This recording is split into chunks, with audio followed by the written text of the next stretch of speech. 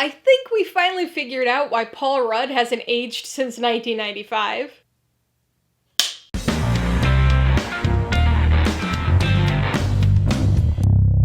Hey everybody, welcome to Mainly Movies. Today I'm going to be talking about the 2025 horror comedy, Death of a Unicorn. If you're new here, please consider subscribing for a variety of movie-related content like reviews, rank lists, and trailer reactions. All my reviews include a breakdown of the pros and cons, my rating, and even some tailored film recommendations, so be sure to watch through to the end of this video for all that extra content. Death of a Unicorn stars Jenna Ortega, Paul Rudd, and Will Poulter, and was directed by Alex Scharfman. It tells the story of a father and daughter who accidentally hit a baby unicorn with their car, and are subsequently hunted down by the unicorn's vengeful parents. People find themselves enticed to watch movies for a variety of different reasons. Sometimes it's the actors that catch their interest. Other times, it's the filmmakers, the director or cinematographer, or sometimes even the producer. Other people might be drawn to different forms of familiarity, a genre they're comfortable with, or an IP they know they already like. Me?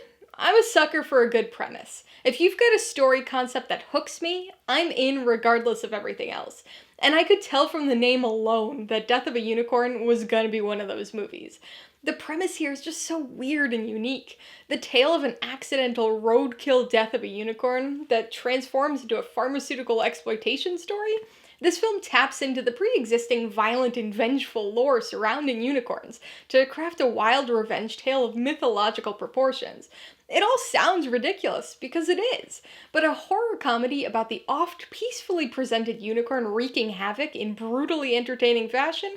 Yeah, that's a premise that was guaranteed to catch my eye. Lately, for some reason, it seems like I've been coming across more and more movies with great premises that then proceed to squander the idea. They can't manage to find a way to convert the premise and concept into actual story execution. It's a trend that I've been seeing a lot over the last 2 or 3 years, and unfortunately, one that strikes again with Death of a Unicorn. Now, that's not to say this movie isn't enjoyable for what it is. The CGI is kind of average, but the brutality and horror-ish elements of the story are incredibly fun. To be fair, most of the kills amount to people standing up against doors or walls only to be suddenly stabbed, something that happens repeatedly, each time less shockingly so. But it's an undeniably entertaining way to kill off some very greedy, entitled, and all-around unlikable characters. Despite this repetition, there are still some silly and unexpectedly gory or brutal moments that pop up here and there, whose entertainment value is greatly heightened by the ridiculousness of the unicorn premise. But the story between those unicorn moments? Not so great. This is a strangely and fairly poorly paced film. It fills that in-between time with background lore, which sort of works, and then a lot of attempts at emotional family moments, which don't work as well, largely due to the mixed bag of performances. In a way, it's fitting of the very mixed plot, but the attempts at imbuing heart to the story feel too shallow and superficially tacked on to effectively get you to really care about any of the characters.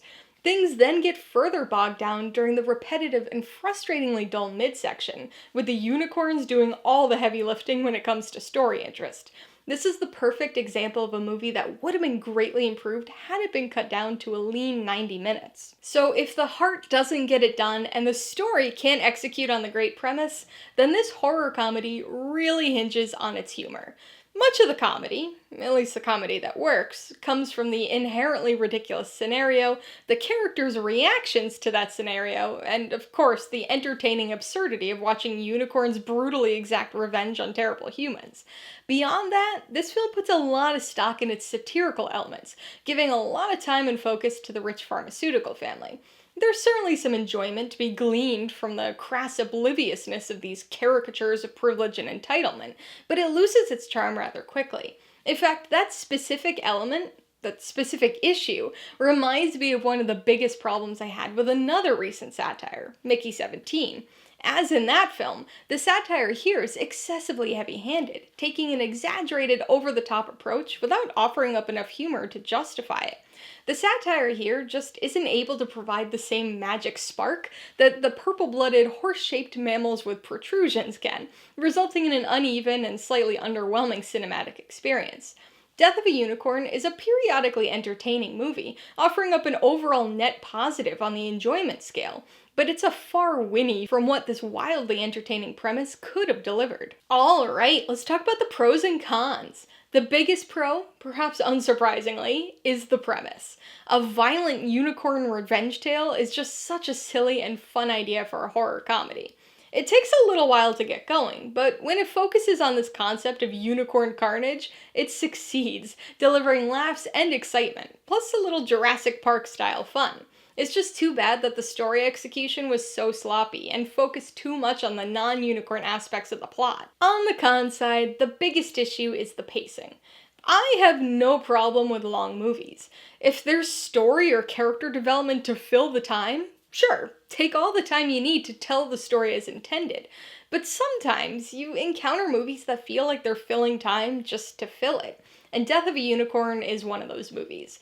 With its dragging family drama moments and story repetition throughout the midsection, the film feels far longer than it should. It's only an hour and 50 minutes or so long, but this is the type of film that would have benefited from some trimming and tightening up. Had this been a lean and focused 90 minutes long, I can almost guarantee it would have been a better movie. The second con is the heavy-handed satire. I mentioned earlier in this review that we seem to be seeing an influx of movies that are unable to capitalize on their great premises. Well, it seems another trend we're experiencing as of late are satires that distractingly take things to the extreme. Obviously, personal preference plays into the satirical nuance a bit, so some will disagree with me on this particular point, but I found the over-the-top approach a bit grating after a while. Eat the rich stories can be satisfying, and unicorn stab the rich stories are undeniably fun, but the greedy caricatures largely lose their humor and charm early on in the story, to the point where death by unicorn doesn't even quite make up for it. Before I give you my rating recommendations, I want to remind you that if you're interested in buying Death of a Unicorn, or any of the other films I mentioned today, I do have affiliate links for all of them in the description below. I get a small commission from anything you buy as one of my links, so I'd really appreciate it if you'd use them if you're in the market for any of these movies. I'm gonna give Death of a Unicorn 3 out of 5 paws. It's got an extremely entertaining premise, and there's something inherently satisfying about watching unicorns exact revenge on greedy rich assholes, but the story in between those unicorn carnage moments is lacking, with a combination of poor pacing and ham-fisted satire, resulting in a duller than expected final film. I would recommend Death of a Unicorn to people looking for a silly horror comedy with a great premise. If the idea of violent and vengeful unicorns appeals to you, then you're bound to have at least periodic fun here. Just don't get your hopes up too high. If you liked Death of a Unicorn, I would recommend The Lost World: Jurassic Park. The case could be made for any of the first 3 Jurassic Park movies, but this second film not only retains the science run-amok element of the original, but also features a distant father-daughter pairing and some angry creatures in search of their baby. If you liked the comedically gory and violent moments, you might want to watch Ready or Not. This film also features an easy-to-hate entitled rich family, and focuses on a twisted game of cat and mouse. Or should I just say hide and seek? If you're looking for another film about a mythological creature at risk of being exploited, you should check out Harry and the Hendersons. Rather than a unicorn, this funny and heartwarming film focuses on Bigfoot and the family that grows to care for him. Alright, a couple questions for you guys. Number 1, have you seen Death of a Unicorn? If so, what'd you think of it? And number 2, what's your favorite movie that features a unicorn? Be sure to leave your answers in the comments below so we can get a discussion going. Alright, so if you got some enjoyment, insider information on this review, I'd appreciate it if you'd hit that like button. And if you haven't done so already, please hit subscribe or add it to see more videos like this. Till next time, this has been Alyssa with Mainly Movies, the way life should be.